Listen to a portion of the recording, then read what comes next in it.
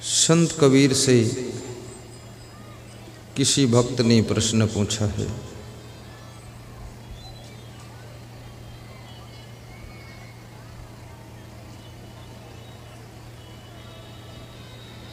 कि मनुष्य सुख चाहता है, शांति चाहता है, फिर भी ये दुखी क्यों रहता है? इसका क्या कारण है? कृपया शांति बना लें, बातचीत बंद कर दें, मोबाइल बंद कर दें, जूते चप्पल छिपा लें, बच्चों को पकड़कर बैठ जाएं, बोलचाल बंद करें। महिलाएं ध्यान को एकाग्र करें ताकि सत्संग में कोई बाधा ना पड़े। तो कबीर साहब कहते हैं, चाहत सुख दुख संग न छाड़ा। बड़ी महत्वपूर्ण बात है। चाहते तो सुख हैं, लेकिन जिन आदतों के कारण दुख मिलता है, जिस दुर्गुण के कारण दुख मिलता है,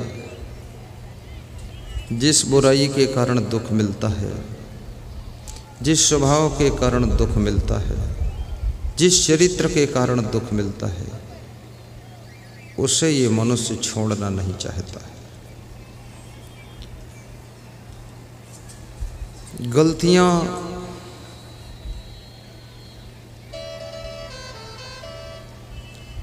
पश्चाताप देती हैं, बार बार की गलती संताप देती है।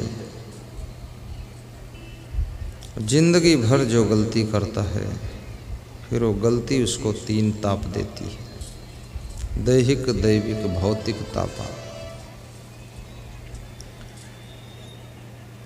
कभी शरीर की बीमारियों से दुख होता है,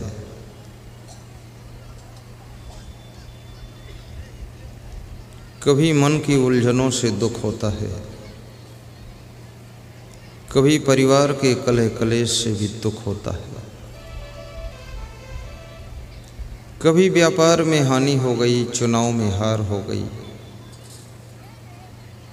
धन का नुकसान हो गया, किसी खास व्यक्ति की मृत्यु हो गई, तो भी मन दुख में डूब जाता है। जिससे तुम्हारा ज़्यादा लगाव है, उसका वियोग भी तुमको दुख देता है। और कभी कभी तुम चुपके चुपके कुछ गलतियां करते हो, उन गलतियों में पकड़े जाते हो, तब भी तुम्हारे मन को बहुत दुख होता है।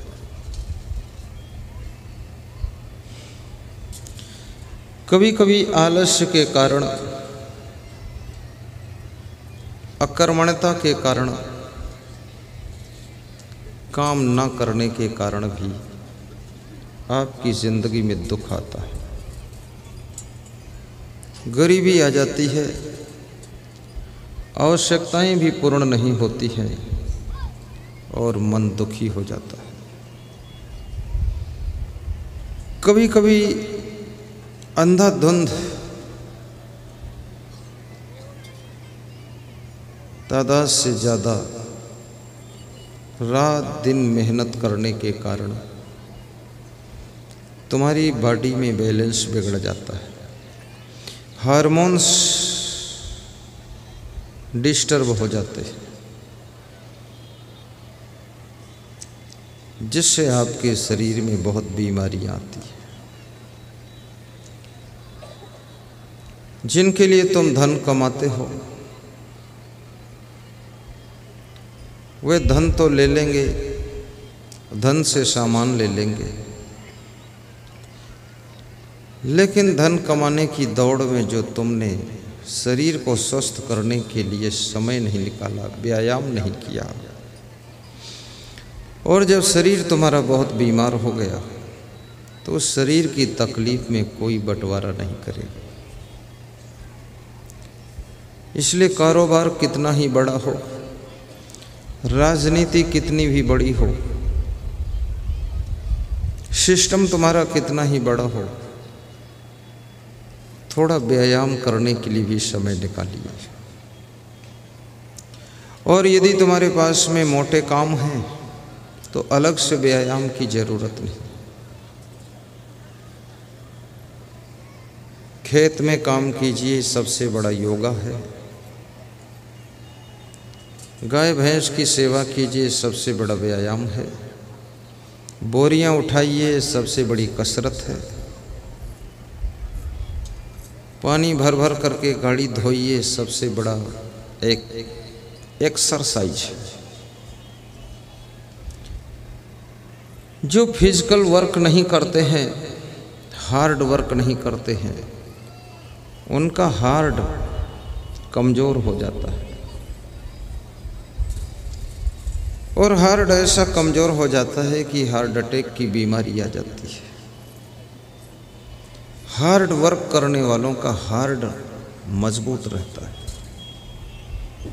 इसलिए मैं निवेदन करूंगा, थोड़ा कड़ा काम, थोड़ा बड़ा काम, थोड़ा वजन काम भी करना चाहिए। मेंटल वर्क अर्थात बुद्धि के कार्य आपके तभी सफल हो सकते हैं जब आपका शरीर स्वस्थ रहेगा। और बुद्धि से जितने कार्य किए जाते हैं, मेंटल वर्क उसको कहते हैं। जैसे कुर्सी पर बैठकर लिखने का काम, ये मेंटल वर्क। जैसे प्रवचन करने का काम, ये मेंटल वर्क। मेंटल मतलब माइंड से काम किया जाता है। जैसे सत्संग सुनने का काम, ये भी मेंटल वर्क। इसमें आप हाथ पांव से कोई काम नहीं कर रहे, खाली बैठे। इसलिए ज़्यादातर लोग जो बैठे रहते हैं उनके शरीर में भी बड़ी बड़ी बीमारियां आती है। बैठना, तुम बैठोगे तुम्हारे अंदर बीमारी बैठ जाएगी। तुम खड़े होगे तो बीमारी खड़ी हो जाएगी, और तुम चल पड़ोगे तो बीमारी चल के निकल जाएगी। इसलिए बैठे रहना बहुत बड़ी बीमारी है। मैं देखता हूँ यहाँ पर बैठे बैठे कितनी महिलाएं, कितने पुरुष सब कसम कस हो जाते हैं। जब आरती करने के लिए खड़ा किया जाता है तो उनको लगता है कि अब जा कर के कुछ राहत मिली है। बैठे बैठे सब उनके पांव जाम हो गए, कमर जाम हो गई। और एक समय ऐसा आने वाला है कि थोड़ी देर आपको खड़े खड़े भी प्रवचन सुनाऊंगा। मैं भी खड़ा हो जाऊं, तुम भी खड़े हो जाओ। हरे कृष्णा हरे रामा, हरे कृष्णा हरे रामा एक पंथ है। उस पंथ में वो लोग कीर्तन करते हैं तो 2 कदम दाहिने बढ़ते हैं, तो 2 कदम फिर बाएं बढ़ते हैं, और 2 कदम आगे बढ़ते हैं, 2 कदम पीछे बढ़ते हैं। एक एक दुपट्टा अपने गले में डाले रहते हैं। हरे रामा हरे कृष्णा कृष्णा कृष्णा हरे हरे से बोलते रहते हैं। और उनके शरीर भी स्वस्थ रहते हैं। परंतु यदि ऐसी स्थिति नहीं है, तुम हरे रामा हरे कृष्णा नहीं जपना चाहते हो, और बहुत ज़्यादा जपने में समय भी बहुत लग जाएगा। राम और कृष्ण के गुणों को याद करो, और उनके गुणों को याद करके याद रखना, अपने आप को गुणवान बना लो। कभी कभी तुम ज़्यादा चिंतित रहते हो, इसके कारण भी तुम्हें दुख ज़्यादा उठाना पड़ता है। और चिंता उन्हीं को ज़्यादा होती है जो लोग सही काम नहीं करते, समय पर काम नहीं करते। ज़रूरत से पहले सब तैयारियां कीजिए। जिसको कहते हैं बिफोर मैनेजमेंट ऑफ वर्क। यदि तुम्हारे घर में शादी 10 अप्रैल को है, आपकी तैयारियां 30 मार्च को हो जानी चाहिए, तो आपको चिंता नहीं रहेगी। यदि सत्संग समागम आपके यहाँ 19, 20 और 21 मार्च को है, ये तैयारियां 10 मार्च को फाइनल हो जानी चाहिए। 10 दिन एडवांस अपनी तैयारी कीजिए।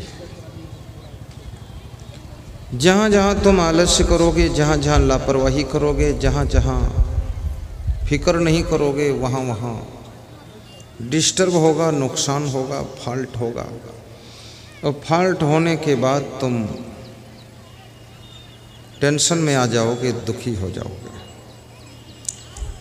तुमने द्वार पर गाड़ी खड़ी कर दिया है। सारी दुनिया में तुमने सुना होगा कि सकारात्मक सोचिए, नकारात्मक मत सोचिए। पॉजिटिव थिंकिंग रखना चाहिए, नेगेटिव थिंकिंग मत करो, हमेशा पॉजिटिव सोचो। पर मैं कहता हूँ, जो हमेशा पॉजिटिव सोचते हैं उनको सफलता मिलती ही नहीं है। जो पॉजिटिव के साथ साथ नेगेटिव भी सोचते हैं, जिनकी समग्र दृष्टि है, समग्र सोच है, जो कार्य के हर पहलू पर ध्यान देते हैं, वो नेगेटिव हो या पॉजिटिव हो, सभी एंगल को देखते हैं, वे लोग असफल नहीं होते। द्वार पर तुमने गाड़ी खड़ी किया है, तुम निश्चिंत हो गए, पॉजिटिव सोच रहे हो, गाड़ी खड़ी है, ठीक है, लेकिन मैं निश्चिंत नहीं हूँ। मुझे लगता है उस गाड़ी को चोर भी ले जा सकते हैं, क्योंकि कई लोगों की गाड़ियाँ चोरी में गई। तो उस गाड़ी को अंदर खड़ा करिए। और तुम कहते हो अंदर जगह नहीं है, ये तुम्हारी बुद्धि की कमी है। जब मकान बनाइए तो मकान के नीचे मंजिल में गाड़ी खड़ी करने की जगह साथ साथ निकालिए,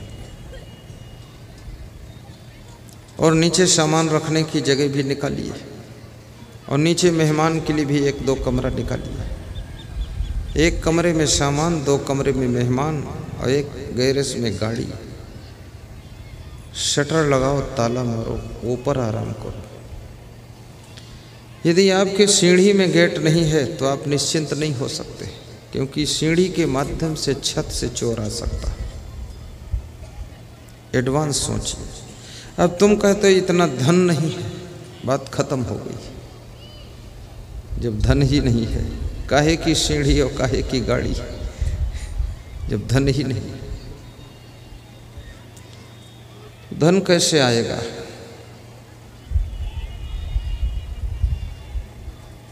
पांच लोगों को धन मिलता है। नंबर 1, वशेंद्रियाणि जितात्मान।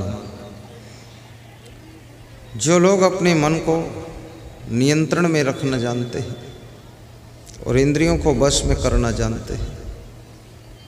धृतदंडम विकारिषु, तीसरी चीज, जो गलती करने वालों को दंड देना भी जानते हैं। परिवार में भी लोग गलती करें, उनको थोड़ा दंड दीजिए। आपके मजदूर भी गलती करें, उनको भी थोड़ा दंड दीजिए। 1 बार क्षमा कीजिए, 2 बार क्षमा कीजिए, 3 बार क्षमा कीजिए, 4थी बार थोड़ा दंड दीजिए। क्योंकि बिना दंड के लोग उदंड हो जाते हैं। एक बालक फ्रांस की गलियों में दौड़ता जा रहा है। फ्रांस एक देश है हिंदुस्तान जैसा, हिंदुस्तान से छोटा नहीं है, बहुत बड़ा देश है। विश्व के इतिहास में एक वो समय था कि फ्रांस का बोलबाला था। फ्रांस, फ्रांसीसी। एक बालक गलियों में दौड़ रहा है, और वो बालक एक सामने से लड़की आ रही है, लड़की के सिर पर फलों की टोकरी है और गली मोड़दार है, दौड़ता तेज है, उस लड़की से टकरा जाता है। उस लड़की के सिर पर रखी हुई फल की टोकरी नीचे गिर जाती है और फल लुढ़क करके सब नाली में चले जाते हैं। फल खराब हो गए, गंदी नाली में फल गिर गए और वो बालक भाग गया। गलती करने वाले भागना भी चाहते हैं और गलती करने वाले डरते भी हैं और गलती करने वाले झूठ भी खूब बोलते हैं और गलती करने वाले गुर्राते भी बहुत। वे समझते हैं थोड़ा सा गुर्रा देंगे कोई कुछ कहेगा नहीं, लोग डर जाएंगे। और गलती करने वाले गुस्सा भी बहुत करते हैं और गलती करने वाले मुंह भी अजीब टाइप का बनाते हैं। ऐसा वो मुंह बनाएंगे कि उनके मुंह को देख करके तुम संकोच में पड़ जाओगे कि अब कुछ मत कहो, पहले से ही मुंह फुला के बैठे।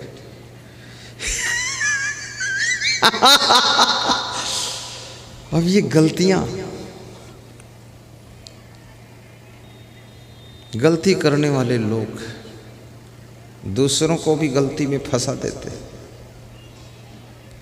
चोरी खुद करेंगे, फंसा तुमको देंगे। बड़ा विचित्र संसार है। सभी शास्त्र कहते हैं झूठ बोलना पाप है, फिर भी झूठ जितना चल रहा है, सत्य बेचारा कमजोर होकर रो रहा है, क्योंकि कदम कदम पर झूठ की जरूरत पड़ती है। और किसी भी गलती से बचने के लिए झूठ बहुत बड़ा ब्रह्मास्त्र है। बस यही कहना है, हम तो वहाँ थे ही नहीं, हम तो वहाँ गए ही नहीं। तुम पूछोगे तुम कहाँ थे, बोले कहीं नहीं। अरे तुम उधर थे, वो कोई और होगा, मैं तो इधर था। लेकिन ऐसे झूठों के लिए भी सीसी कैमरे बने हुए। अब झूठ भी मुश्किल में फंसा हुआ है। सीसी कैमरा तुम्हारा फोटो खींचता है, वीडियो बनाता है, उसमें तुम पकड़ में आ जाते हो। कितने सीसी कैमरे लगाओगे, कितने फोटो खींचोगे। दुष्ट न छोड़े दुष्टता, कोटिक मिले जो संत। करोड़ों संत मिल जाएं, दुष्ट दुष्टता नहीं छोड़ा, लालच नहीं छोड़ा है। और ये भी याद रखना, जिंदगी भर झूठ बोलो, पर जो जो लोग तुम्हारे झूठ को पकड़ लेंगे वे तुम्हारे सच पर भी विश्वास करना बंद कर देंगे। और इस दुनिया के अंदर जो विश्वास खो देता है वो संसार में सदैव असफल होता चला जाता है।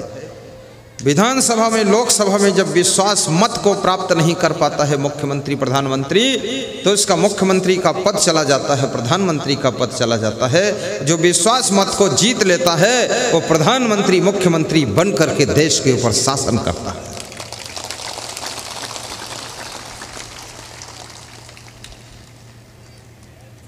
अपनी पत्नी के विश्वास को जीतिए, पति के विश्वास को जीतिए। और ये विश्वास दो चीजें हैं, विश्वास और संदेह। लोग कहते हैं जब देखो तब तुम संदेह करते हो। संदेह तब तक तुम्हारे साथ रहता है जब तक सही मंजिल नहीं आती। जब सही मंजिल पर तुम पहुंच जाते हो तो संदेह विश्राम करने लग जाता है, फिर वहां विश्वास तुम्हारे साथ खड़ा हो जाता है। संदेह का बड़ा भाई विश्वास है। फिर वो कहता है अब मैं तेरी सेवा में आ गया, अब मेरे छोटे भाई की ज़रूरत नहीं, अब संदेह मत कर, विश्वास करो, सही जगह पर पहुंच गए। लेकिन कभी कभी तुम्हारे मन में संदेह उठता है, उसको तुम दबा देते हो और ज़बरदस्ती विश्वास कर देते हो। फिर जब धोखा होता है तब तुम कहते हो कि मेरे मन में तो पहले से अंदर अंदर संदेह था, तो अंदर अंदर संदेह था तो विश्वास क्यों किया? अरे बोले अरे कर लिया, तो अरे कर लिया तो नुकसान हो गया, तो अरे सह लो नुकसान, और क्या करोगे? विश्वास।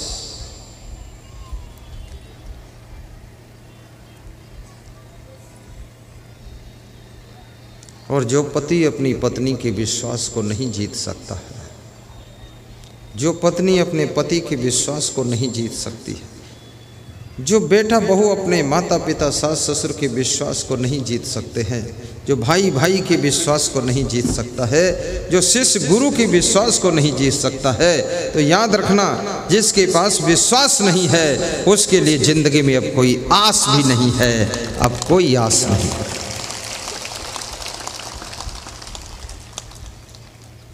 और जो विश्वसनीय आदमी है वो विश्व के पटल पर काम कर सकता है, विश्व से विश्वसनीय बना है, विश्व से विश्वास बना है।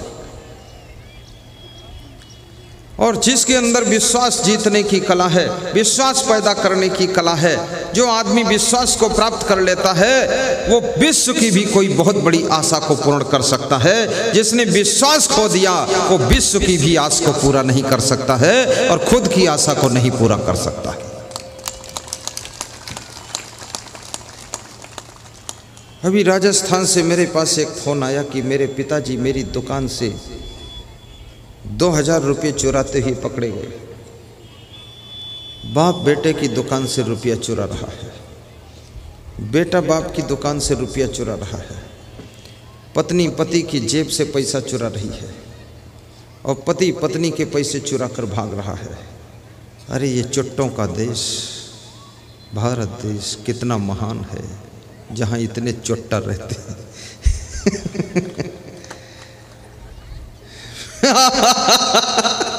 मुझे तो हंसी भी बहुत आती चुट्टों पर, चुट्टा और झुट्ठा और बतकट्टा, और फिर भी ना मानो तो दिखा देंगे हाथ में कट्टा। हाँ, लड़कियों का दुपट्टा, कुत्ते के गले में पट्टा, हाथ में लिए घूमते कट्टा। अब बात करें झुट्ठा